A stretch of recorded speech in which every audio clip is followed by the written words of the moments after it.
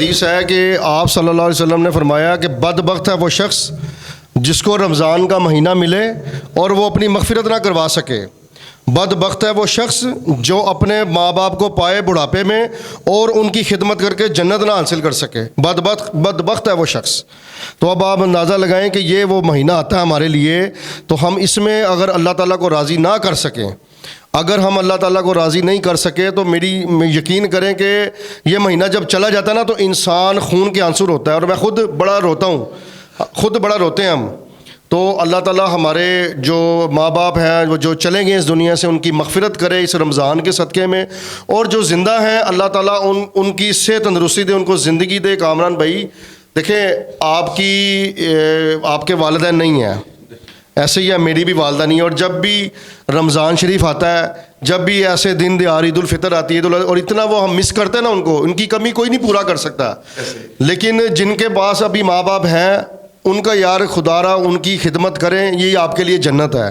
اور جن کے اس دنیا سے جا چکے ہیں ان کے لیے دعائے مغفرت کریں, ان کی قبروں پر جائیں اور جا کر ان کے لیے دعا کریں. یہ بہت بڑی نیکی ہے. یہ دنیا سے جانے کے بعد ہی قدر آتی ہے, اپنے ماں باپ کی دنیا سے جانے کے بعد ہی قدر آتی ہے کہ یار وہ میری ماں بھی چلی گئی, میرا باپ بھی چلا گیا. یہ وہ گھر کے ستون ہیں, یہ گھر کے چھتیں ہیں.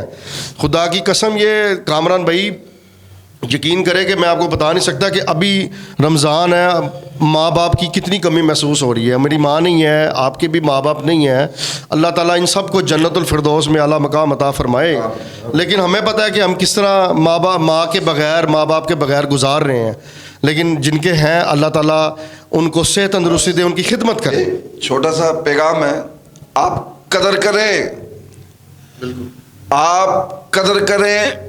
قدر ان سے پوچھے جن کے نہیں ہیں. آج آپ کو بہت سی چیزیں بری لگتی ہیں لیکن آپ ان چیزوں کو مس کریں گے. یہ ذہن میں رکھیں, آج جس ماں کی آپ تذلیل کر رہے ہیں یا جس باپ کی آپ تذلیل کر رہے ہیں, کل کو آپ نے بھی اس مقام پر آنا ہے. جو بیجنا ہے وہ کاٹنا ہے. ہم 2 سال کی محبت میں 27 سال کی ممتا بول جاتے ہیں. یہ پتہ اس وقت چلتا ہے جب اپنے پر بیتتی ہے, یہ اس وقت محسوس ہوتا ہے. تو لہذا اپنے والدین کی قدر کریں. خیر بات یہاں پر یہ ہو رہی تھی کہ بدبخت ہے وہ انسان جس کو یہ مبارک مہینہ ملا اور اس نے غفلت میں گزار دیا. اور میں نے بھی کتنے ہی اپنا جو ہے, اور ماں باپ کی قدر یقین کرے. ایک حدیث میں عرض کر دیتا ہوں کہ نبی پاک صلی اللہ علیہ وآلہ وسلم کی جب والدہ اس دنیا سے چلی گئی نا 6 سال کی عمر میں, بڑا ہی روئے. آپ صلی اللہ علیہ وسلم اتنا روئے, ابھی 6 سال کے تھے. پھر ان کے دادا نے ان کی پرورش کی. جب حرمت والی قبروں والی آیات جب نازل ہوئیں کہ آپ قبروں پر جایا کریں, حدیث مبارکہ میں اب آپ قبروں پر جائیں, تو آپ صلی اللہ علیہ وآلہ وسلم نے پھر اللہ سے اجازت مانگی اپنے والدین کی قبر کے لیے.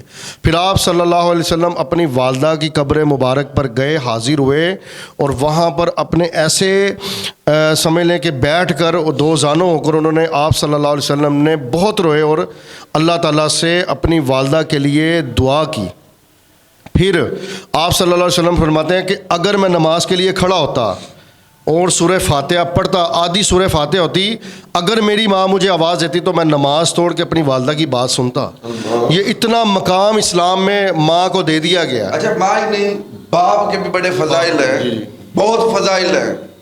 میں بغیر باپ کے پلا ہوں, ہم بغیر باپ کے پلے ہیں. ماں نے پرورش کی, ماں نے تربیت کی, بہت غربت دیکھی ہے. اب میرا باپ وقت کا بادشاہ تھا. جب میرے باپ کے بڑے اپنا بھٹو صاحب میرے والد کی جو ہے نا مونچھیں چومتے تھے, چہرہ چومتے تھے. اچھا. کراچی ایئرپورٹ کے صدر تھے. تو جب میرے والد صاحب اسلام آباد آتے تھے تو جماعت اسلامی کا جو صدر تھا کہتا سی کہ اصغر مچھڑور کا کوئی نہیں ہے. تو میرے والد صاحب نے والدہ کو چھوڑ دیا. میرے والد صاحب نے والدہ کو چھوڑ دیا, علیحدگی ہو گئی, تقدیر کے جبر ہے. پھر ایک وقت آیا کہ میرے والد صاحب کے پاس 1 گز جگہ بھی نہیں تھی. جس نے دیا اس نے لے لیا.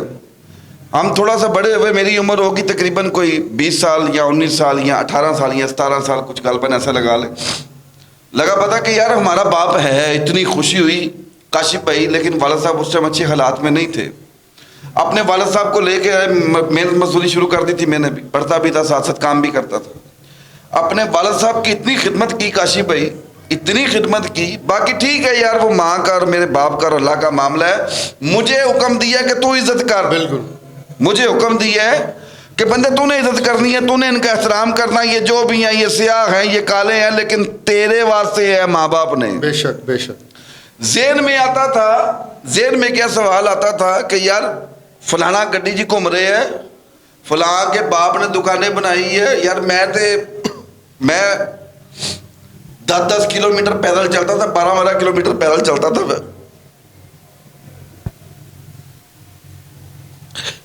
اپنے کاندھے پر وزن رکھ کے بیچ کے آتا تھا چیزیں. قبروں تو پھول سکھا کے نا بیچ دے, سائیکل لینی رینٹ پہ, قبرستان میں کرتا, قبروں سے پھول کسے کرنے,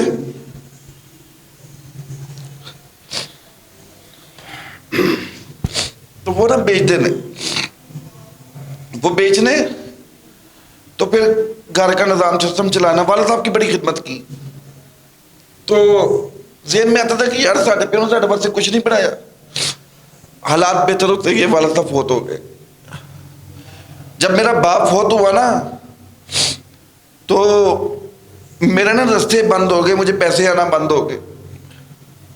میں نے کہا یار یہ کیا ہو گیا کہ یار میرا کام کیوں بند ہو گیا, مجھے پیسے کیوں نہیں کہیں سے آ رہے. تو اچانک ذہن میں آیا کہ وہ باپ جو مغرب کے ٹائم, وہ جو باپ مغرب کے ٹائم دعا کے لیے ہاتھ بلند کرتا تھا نا, یار اب وہ ہاتھ نہیں ہے. اپنے باپ کی قبر پہ گیا اور ایسے میں ہاتھ رکھ کے بیٹھ گیا, اور خدا کی قسم جوڑتی بول رہا, میں یہ ایمانی بات کر رہا ہوں, میں ابھی اپنے باپ کی قبر سے 10 قدم 15 قدم بھی چل کر نہیں ہٹا تھا تو میرے جیز کیش پر اسی وقت مجھے 30,000 روپے کا میسج آیا. سر 10 قدم نہیں چلا ابھی. کامران بھائی, یہ جانے کے بعد بھی دعائیں شامل رہتی ہیں, ساتھ رہتے ہیں, ان کو پتہ ہوتا ہے, تو یہ اپنی اولاد کا خبر ہوتی ہے ان کو بھی. ان کی قدر کریں, ان کی قدر کریں. خیر میں سوال اور بھی بہت ہے, بات نہیں ہو رہی, تو انشاءاللہ کل آپ سے اور روز ملاقات ہوتی رہے گی آپ کے ساتھ انشاءاللہ. کوئی نہ کوئی نئی میسج, نیا میسج آپ کے لے کے آتے رہیں گے. اسی کے ساتھ اپنے میزبان کامران چودھری اور محمد کاشف صاحب کو اجازت ہے.